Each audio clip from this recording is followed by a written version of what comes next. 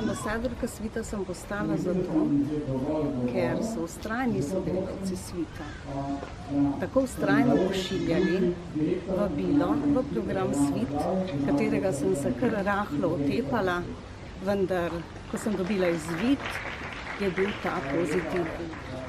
In bila je prikrita krvavitev in rak v debelem črevesju, odšla sem na operacijo, ostala sem živa in po zaslugi svita se danes veselim tega lepega trenutka, da še gledam ta beli, lepi, svetli dan in vse sončne dni.